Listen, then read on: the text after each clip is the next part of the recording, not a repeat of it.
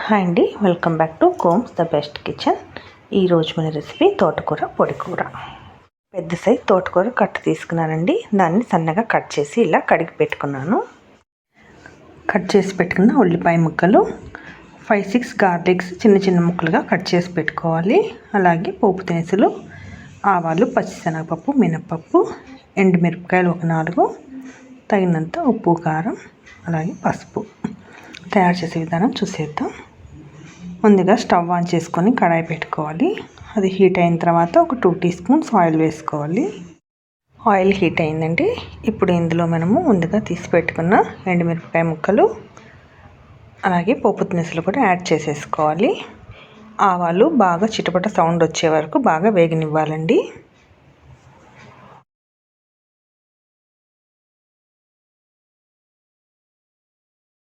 పోపు దినుసులు అన్నీ వేగిపోయిన తర్వాత మనం ముందుగా కట్ చేసి పెట్టిన వెల్లుల్లిపాయ ముక్కలను యాడ్ చేసుకోవాలి. బాగా ఫ్రై అయ్యే వరకు వేయించాలి.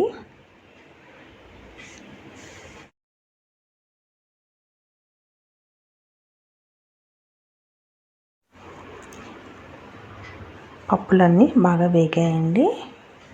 గార్లిక్ కూడా అలాగే వేగింది. ఇప్పుడు ఇందులో మనం తరిగి పెట్టుకున్న ఉల్లిపాయ ముక్కల్ని యాడ్ చేసేయాలి.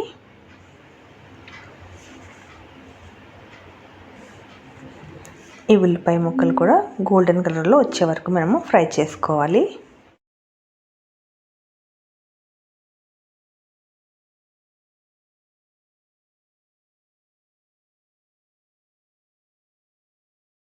ఇప్పుడు మనం ఇందులో కొంచెం పసుపు, అలాగే సాల్ట్ కూడా 2 యాడ్ చేద్దాం.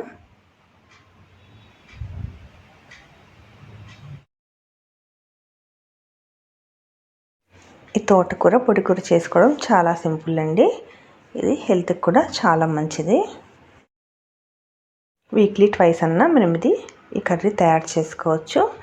అలాగే పిల్లల లంచ్ బాక్స్లో కూడా మనం ఈ రకంగా చేస్తే చాలా బాగుంటుంది.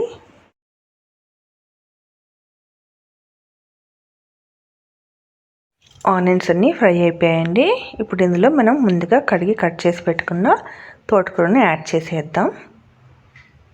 వాటర్ లేకుండా ఆకుకూరని మనం ఇలా పొడిగా తీసుకోవాలి. అప్పుడే మనకి కూర పొడిగా వస్తుంది. లేదంటే వాటర్ ఉన్నట్లయితే ఆకుకూర పొడికూర మనకు ముద్దగా వస్తుంది. అందుకని మనం ఇలాగ నెట్ చేసేసుకోవాలి ఆకునంతా.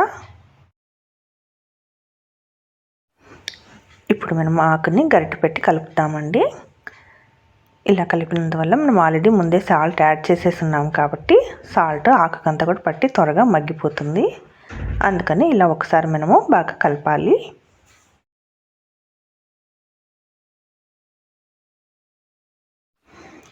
ఇలా బాగా కలిపిన తర్వాత మనం ఒక 5 మినిట్స్ మూత పెట్టేసుకోవాలండి.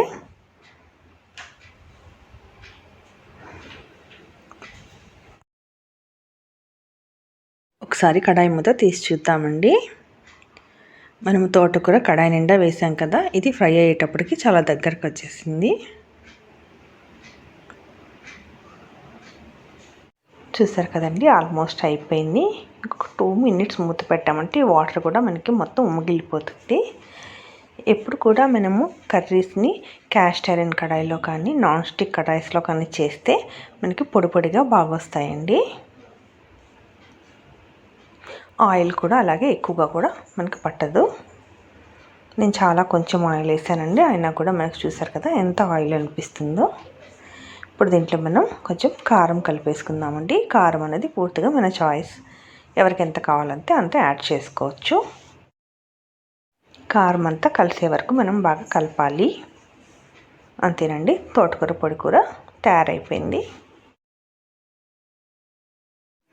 ఈ తోటకూర పొడికూర అన్నది రైస్లోకి బాగుంటుందండి, అలాగే చపాతీలో కూడా బాగుంటుంది. ఎవరైనా డైటింగ్ చేసేవాళ్ళు అలాంటి వాళ్ళు ఆయిల్ కూడా ఎక్కువ పట్టదు కాబట్టి ఈ తోటకూర పొడికూరని మనము తీసుకోవచ్చండి.